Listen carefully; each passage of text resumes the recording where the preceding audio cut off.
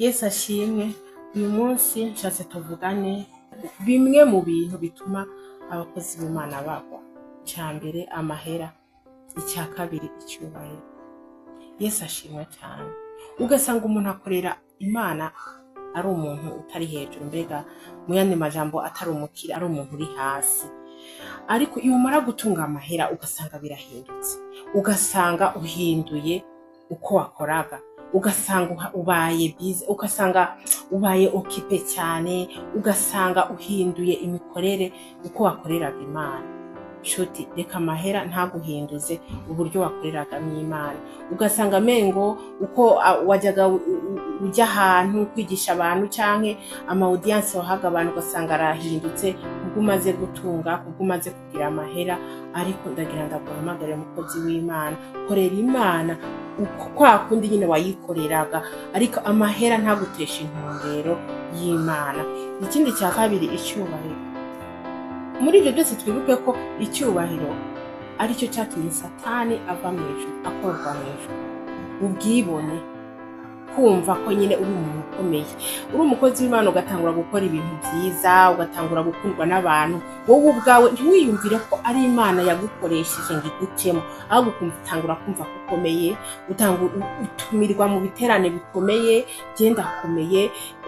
Hari umukozi w'Imana nigeze gusaba ngo dusengane, arambarira ngo suko baza ngo tewe ngo nkererwa n'abantu benshi, ngo rero ngo banze ngo urebe ngo umpe ngusabe audience. Umva ambwira ukuntu nyine kubwishima. Icyubahiro n'amahera ni ibintu biri bisa nk'ibiri kumwe, kuko akenshi umuntu agira icyubahiro afise n'amahera.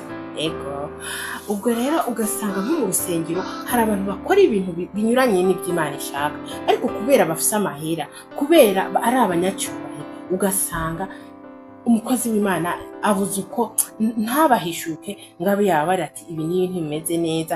Ugasanga ariyumva ati je nimubarira gutya, niba yatangaga ikigira 10 nzoca ndakibura, cyangwa bajya nimba barira gutya bazoca baheba kuza gusengera ngaha, usange mu rusengero ntibimeze neza, amaturo aragabanutse bigira 10. Nukuri ico nagushishikariza, hakugumana n'abantu 1000 batazoronka ijuru, wogumana n'abantu 3 bazorironka.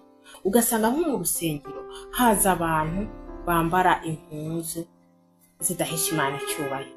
Ibyo namwe murabyumva, impuzu zidahesha Imana icyubahiro. Ndazi umuntu wese yayiravye n'ahatavuga aca bibona. Biriya bintu Imana ibyangurunuka, kuko ni icyaha kice cyandukiza n'abatari bagiteguye. Niba uje wambaye impuzu idahesha Imana icyubahiro, tuvuge nk'ijipo ngufiya, abakobwa mumbabarire, ukuri sinshatse kubagira n'urugero ndi gutanga namwe ngo mwumvire, kandi je sinobwa kubivuga ngo muranyanka canke ndazi ko munkunda. Noneho nshatse kubasigurira uburyo iyo mpuzu ishobora gukwegera n'abandi batari bateguye gukora icyo cyaha, bakaca bakivamo. Ugasanga ugushije abantu benshi, uje wambaye impuzu ngufi, uciye gutya mu bantu benshi mu rusengero, bose barakuravye gutya. Rimwe bamwe baranakwifuje kubera uko bakubonye, abandi bavuze ndabengene yambaye iswe ndabizo. Ugasanga n'ijambo ry'Imana ari kumva arivuyemo. Nshuti yanjye, reka gukora ikintu gikwegera abandi mu cyaha. Irinde, kuko abo bantu bose bacumuye. Yego babazwa ibyo byaha byabo kuko bagize kameremere y'umubiri barifuza, ariko nawe uzobabazwa kuko nawe ubakwegeye mu cyaha. Yesu ashimwe. Ndabifuza gukora ibyo Imana igomba.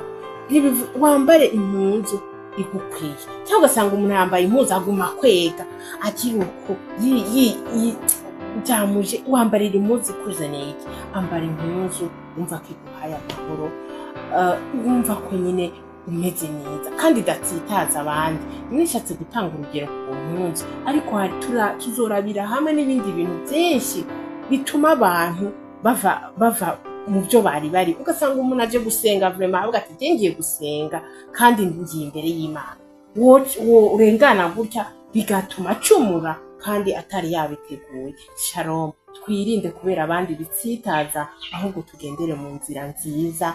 Shalom shalom.